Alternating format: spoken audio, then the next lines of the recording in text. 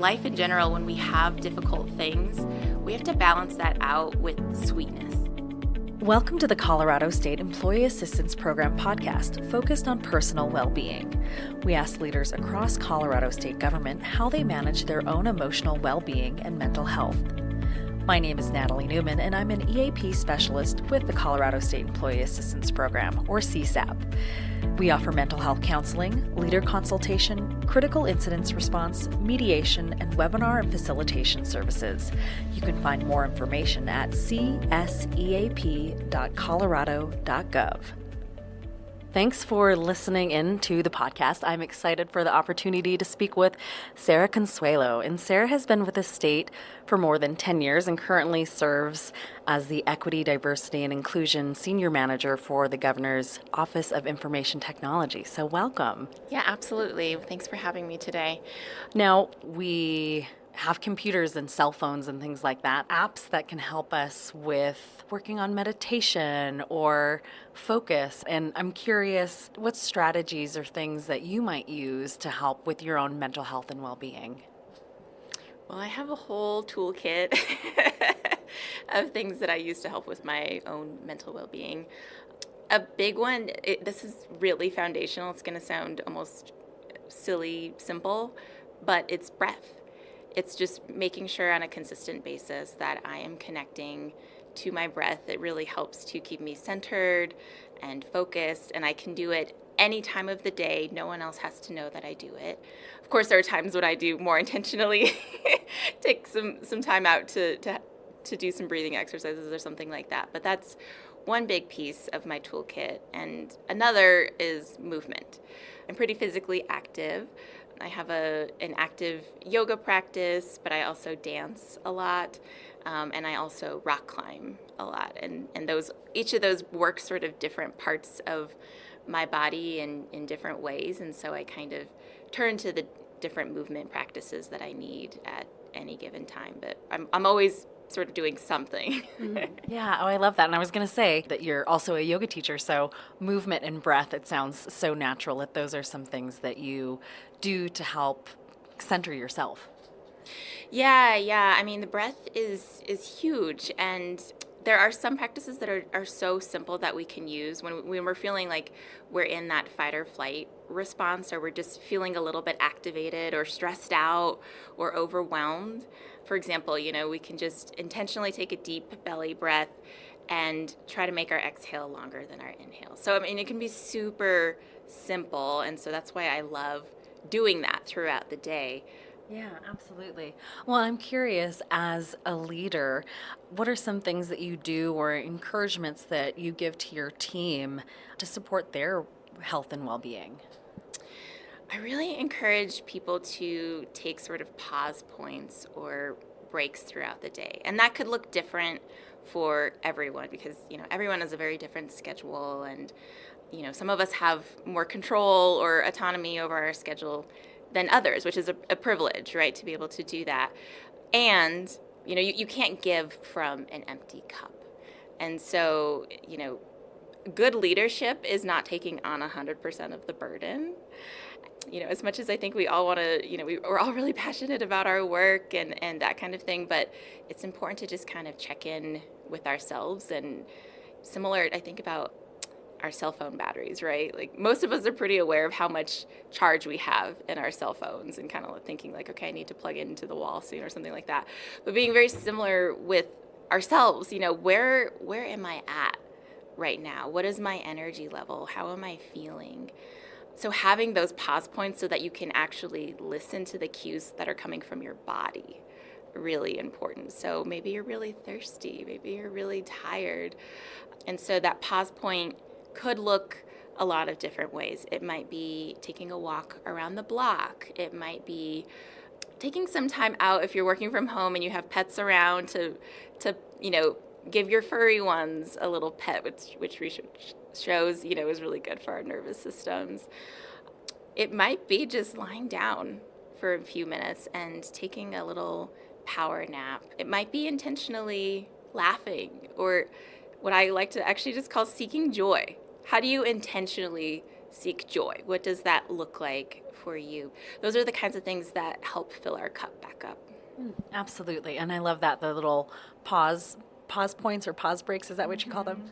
Yeah. Just it can be really a pause or a break depending on how much time you have or how official you want to be. But I like to think about this as unofficial, because then we do it more often throughout the day. That's better than feeling activated and stressed and overwhelmed the whole day, and then you get toward the end of the day and then you just have this crash.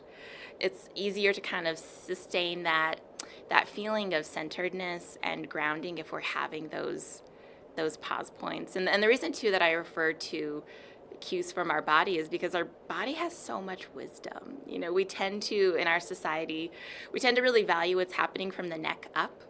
And so especially when we're feeling really overwhelmed and stressed out, and our mind is telling us, well, I have to do this, or I have to do that, or I have this competing priority, if we can intentionally just take those short pause points to say, like, okay, what's happening in my body right now? What is my body telling me that I need? How can I show up as the best Sarah Consuelo in this moment, for example? Your body usually tells you what you need. Yeah. And it also reminds me of how our brain needs time to transition. Multitasking isn't that great of a thing. And our brain needs time to transition from one task to one meeting or whatever. And that pause can be really helpful in centering us. It's so true. And it's good to just have those check-in points with our bodies and just have stillness, which is another really big part of my practice, because there is so much chatter. There's chatter in the world. There's a lot of like auditory chatter. There's just so much happening in our world overall. For most of us, we have extremely busy work schedules and then home lives and that kind of thing. And for those reasons too, there's a lot of internal chatter. At least there is for me. Again, even if it's just short periods of time, check in to intentionally turn down the volume on all of that chatter, on all of the various forms.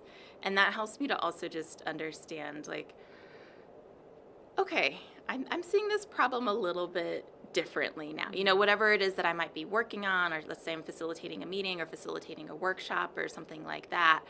And for whatever reason, stress response is going up, trying to cut out as much of the chatter as possible, if that makes sense. Even when there's actual noise going on, literal noise, is really, really helpful to understand even what's the next step I should take care. Yeah. How am I feeling in my body? What are the cognitions that I need to put together to make this next step happen? I think oftentimes people are running from meeting to meeting or one thing to the next, and that pause and that stillness can give us some direction and guidance.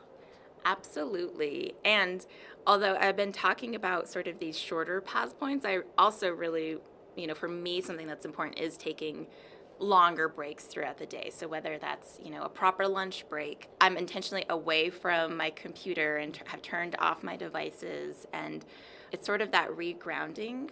For me, I have different points of the day that I do that. So for example, my mornings are very important to me. So before I look at any kind of device, I always take time to just kind of do my own practices. So whether that is some of the movement practices that I talked about, or it might be journaling, or it might be reading. It's honestly, sometimes it's like I need a little bit more sleep. Because again, I check in with my body and kind of how I'm feeling in that moment. And I try to not let my self-care routine become a chore. Yeah. Because I think that's easy to do too, as far as like, okay, well, I go to the gym every morning, I work out for half an hour, and I have to do it, I have to do it.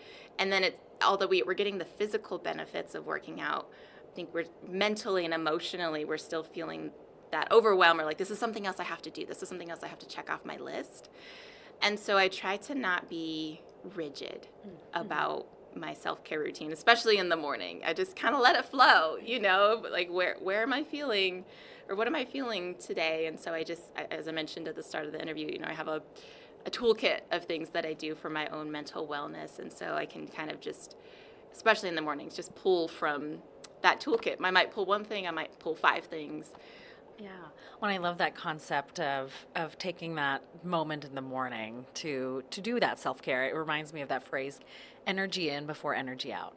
I'm going to pour into myself and do some of the things that I know will be helpful for me, whether that's reflecting or meditating or journaling, before I reach for my phone and open social media or check my email to see what's been flooded in my inbox or whatnot.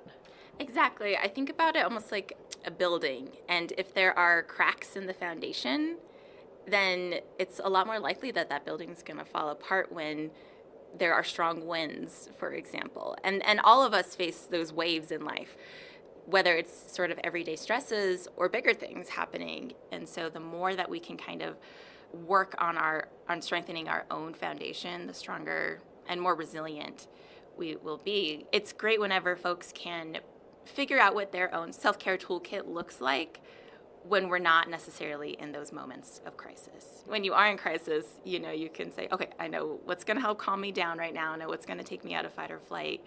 And also, people might be listening and it's like, well, duh, Natalie and Sarah, like, of course you guys use meditation or yoga or like do all these things. But I'm curious how, for when you first started doing some of these self-care practices and using that pause and stillness, how did you start incorporating it into your schedule personally or professionally? Because I know for some people it's like, gosh, I'm never going to get there, or this is so hard, or like, how am I supposed to take 5 minutes from my workday to take a pause or take a break?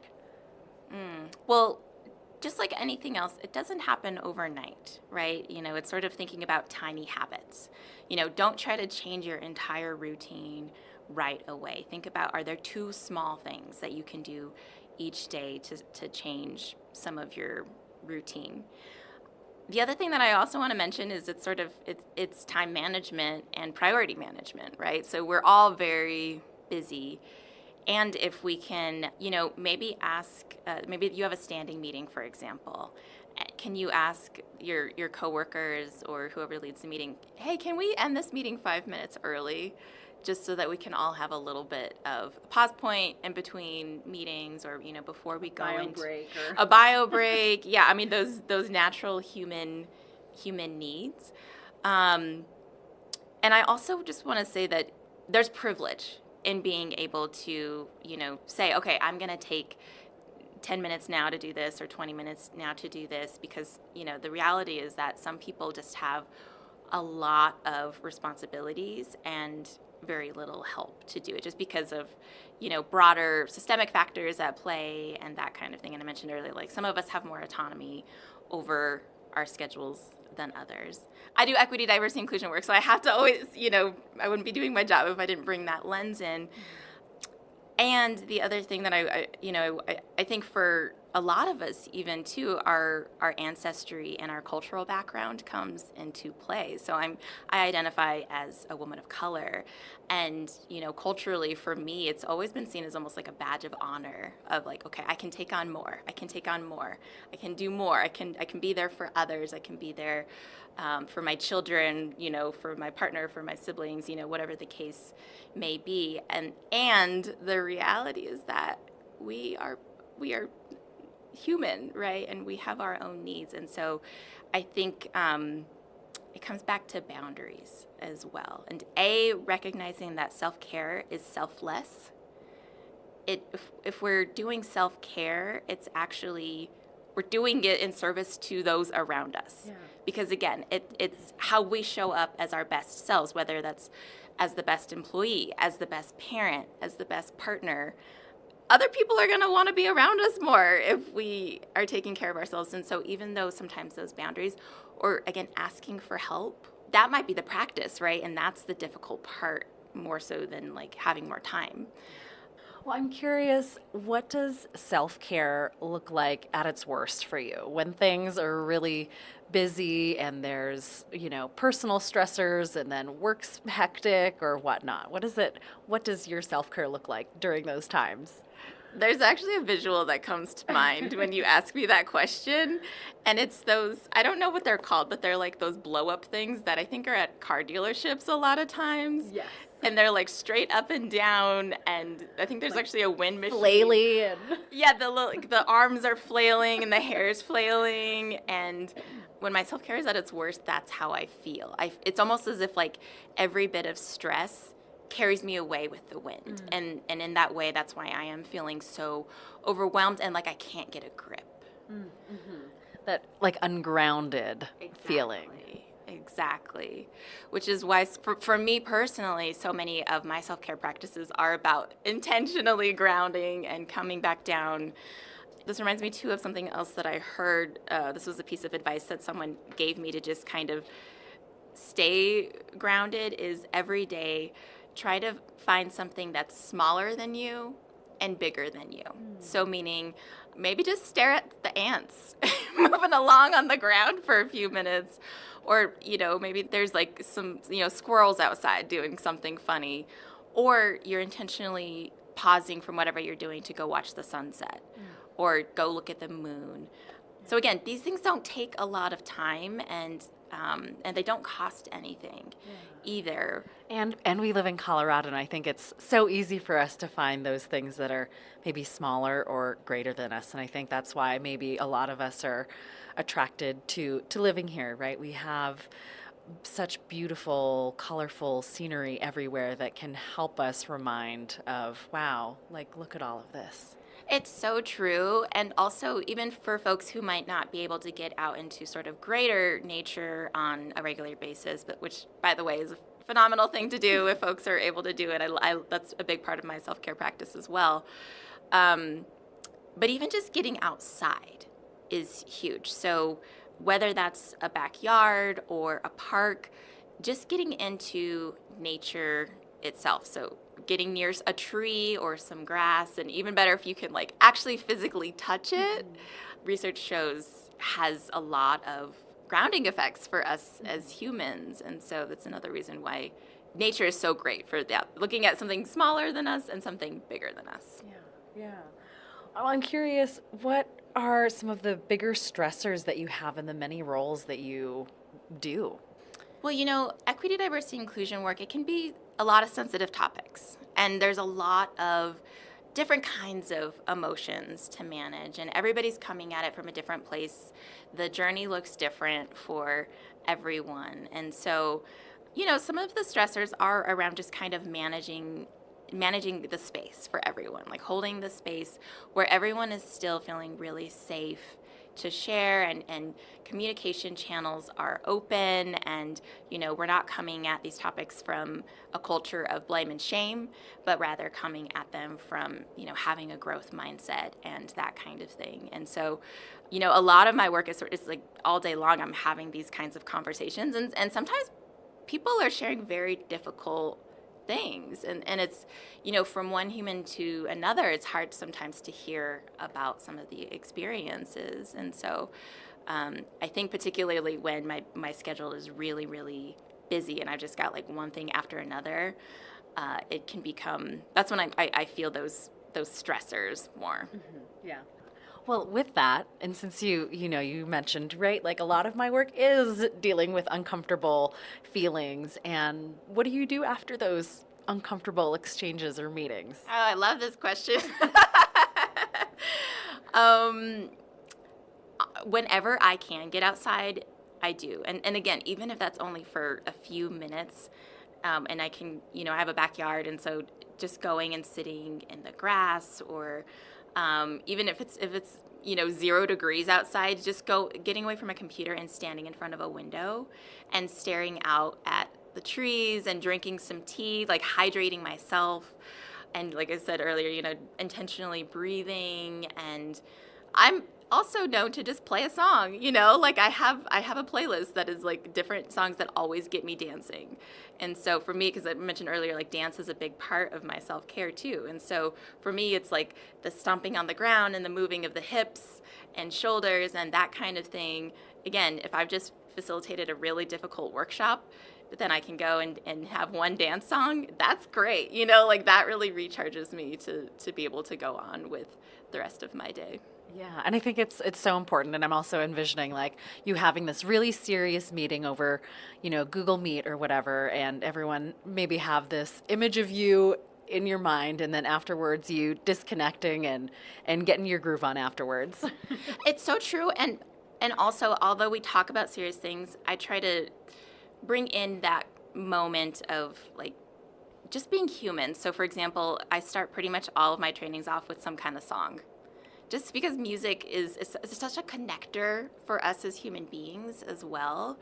I'm not of the mind that EDI work should just always be serious and again, just rigidity in general. I don't believe in as sort of a concept. And so, yeah, like I try to play music sometimes if there's even a time at the end, there have been times where I've been like, if anybody wants to stay on, I know I'm feeling a little bit unregulated. If you want to stay on for a song, we can listen to a song together. But it's important when life in general, when we have difficult things, we have to balance that out with sweetness and joy. Remembering, again, at our core, what is it that makes us human? So whether that's music or laughter, another thing that I might do is just YouTube a video when I need to laugh, like cats licking lemons, for example, I have not looked at that one. I shall later. Sometimes the joy doesn't come naturally, and that's why I keep saying we have to intentionally seek it out, but it's medicine. When we have bitterness in our day-to-day world, or there's just so much happening in our society overall, or we have difficult meetings or whatever, we have to balance that with intentional joy. And again, that's going to look different for everyone, but connecting in general, connecting with other people, with our loved ones, with our pets, with nature. Absolutely. Oh, I love that. And I love the acknowledgement of, the dichotomy of things of, we need to have a mix of it, right? We need to acknowledge and note like, hey, this is difficult, but also, hey, how can we bring in and incorporate more joy into this as well? And we actually have to. I mean, in order to sustain ourselves, let's be real, there's a lot of despair in our world. There's a lot of very difficult things going on. And if we only focus on that, I mean, it doesn't mean that we don't acknowledge that those things are happening and we don't work hard and passionately to work against these difficult things that are happening, but we have to balance it with good things too and sweetness, because otherwise we'll burn out. Right. And again, what's good for you is good for the relationship, good for the organization, good for your personal and professional relationships. Like, we need breaks, and we want to essentially prevent us from getting to a point of burnout. Exactly, because we want to keep showing up for not only for the work, but for our family members and our loved ones. Again, I was talking about earlier how mental and emotional things can manifest physically in our bodies because they are all connected. And so, it's about making the most of our days and having the highest quality of life. And again, that is accessible in a multitude of ways. It doesn't have to cost anything, and it doesn't have to take a lot of time. On this podcast, we focus on mental health and well-being. If you are an employee of a state of Colorado agency or Colorado higher education public university or college, you are eligible for the Colorado State Employee Assistance Program services. You can visit cseap.colorado.gov for more information or schedule an appointment by calling 303-866-4314. Thanks for listening.